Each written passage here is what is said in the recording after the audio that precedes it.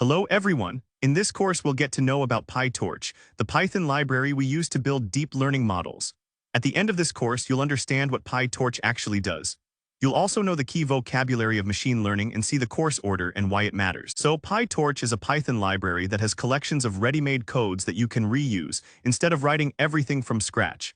PyTorch gives you four main things: tensors, automatic differentiation, neural network building blocks, and GPU acceleration. The first piece is the tensor. A tensor is just a grid of numbers. It can be a single number, a list of numbers, a table, or a stack of tables. PyTorch stores all your data as tensors and does math on them very fast. The second piece is automatic differentiation, often called Autograd. When you build a model, PyTorch tracks every calculation it makes. Later, it can automatically work out how to adjust the model to make it better without you doing that math by hand. The third piece is a set of ready-made neural network building blocks. These are pre-written pieces like layers and activation functions that you snap together to build a model. Instead of coding a neural network from scratch, you assemble it from these blocks.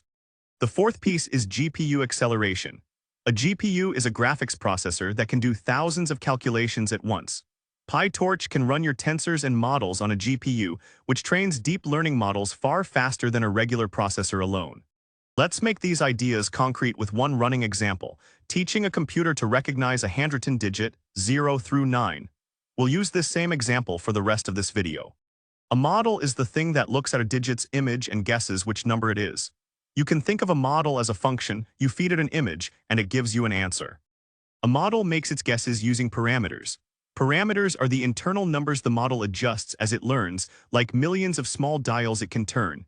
At the start, these dials are set randomly, so the model's guesses are just as random.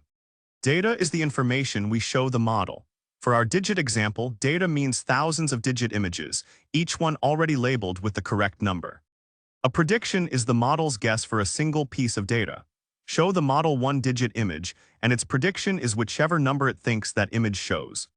Loss is a single number that measures how wrong the model's predictions are. A high loss means the model's guesses are far from correct. A low loss means they're close. A gradient tells us for each parameter which direction to move it to reduce the loss. Think of gradients as a compass. They point each dial toward a small improvement. The optimizer is the piece that actually turns the dials, using the gradients as its guide.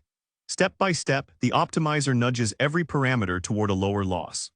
Now we can separate two terms people often mix up: machine learning and deep learning. Machine learning is the broad idea of a system that improves at a task by learning from data, using any kind of model.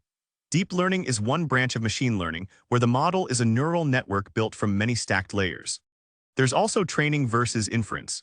Training is the whole process of showing the model data and adjusting its parameters until the loss gets small. Inference is simpler. It's just using an already trained model to make predictions on new data with no more adjusting.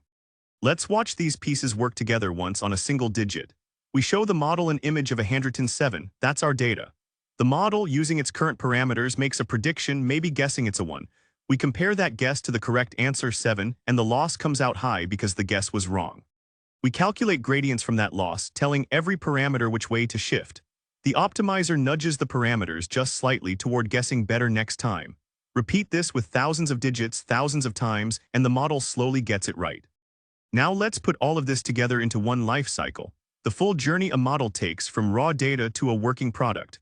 This life cycle has 9 steps, and every deep learning project follows roughly this same shape. First, we collect data, gathering enough labeled examples for the model to learn from. Second, we prepare batches, splitting that data into small, manageable groups the model can process at once. Third, the model makes predictions. It looks at a batch and guesses an answer for each example. Fourth, we measure error, comparing each prediction to the correct answer and combining the differences into the loss. Fifth, we calculate gradients, working out which direction to adjust every parameter to lower that loss. Sixth, we update parameters. The optimizer nudges every dial slightly using those gradients. Seventh, we validate, checking the model's performance on data it has never trained on to see if it truly learned. Eighth, we save the model, storing its trained parameters so we don't have to train it again. Ninth, we deploy, putting the trained model into a real application where it makes predictions on brand new digits. Steps 3 through 6 repeat over and over until the loss stops improving. Only then do we validate, save, and deploy. This is exactly why this course starts with shapes, tensors, and gradients before anything more advanced. A convolutional neural network, or CNN, is just layers of tensor operations chained together, so you need to understand tensors first. A recurrent neural network, or RNN, and a transformer both process sequences of data, but both still update their parameters using the exact same gradient process you just learned. A generative adversarial network, or GAN, and an object detector like YOLO are more complicated setups, built from these exact same tensor and gradient foundations. Once shapes, tensors, and gradients feel natural, every later model in this course is really just a new arrangement of the same core pieces. One quick misconception to clear up before we move on. You do not need a GPU to start learning PyTorch. You can write and run every idea in this course on a regular processor. A GPU simply makes larger models train faster later on. Before you start, here's a short checklist to prepare.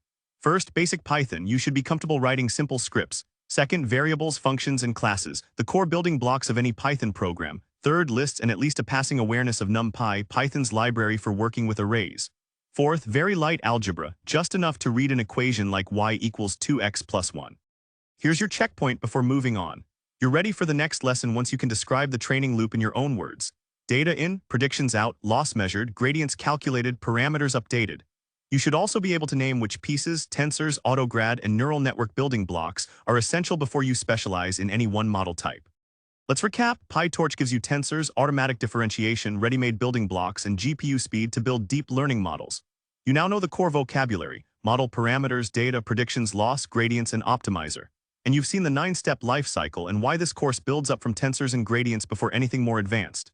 If this helped you, please like, share, and subscribe for the next lesson.